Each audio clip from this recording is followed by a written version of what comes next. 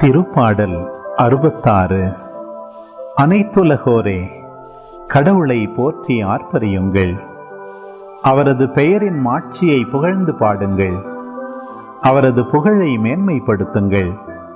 கடவுளை நோக்கி, உம் செயல்கள் எவ்வளவு அஞ்சத்தக்கவை! உமது மாபெரும் ஆற்றலின் காரணமாக உம் எதிரிகள் உமது முன்னிலையில் கூனி குறுகுவர். அனைத்துலகோர் உம்மை பணிந்திடுவர். அவர்கள் உம் புகழ் பாடிடுவர். உம் பெயரை புகழ்ந்து பாடிடுவர் என்று சொல்லுங்கள். வாரீர், கடவுளின் செயல்களை பாரீர். அவர் மானிடரிடையே ஆற்றி வரும் செயல்கள் அஞ்சுதற்கு உரியவை.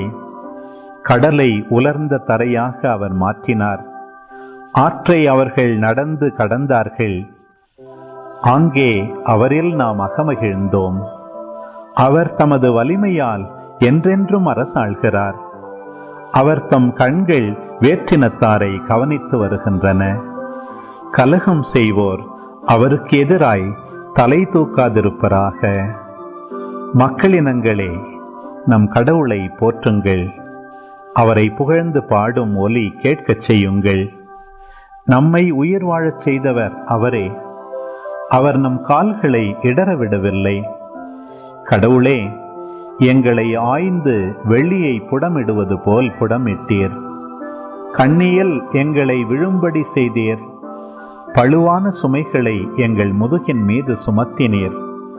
மனிதரை எங்கள் தலைகள் மீது நடந்து போகச் செய்தீர்.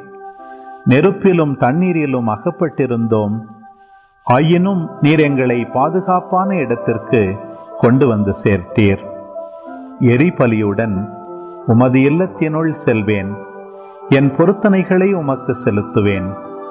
அவற்றை என் துன்ப வேளையில் என் நா உரைத்தது, என் வாய் உறுதி செய்தது.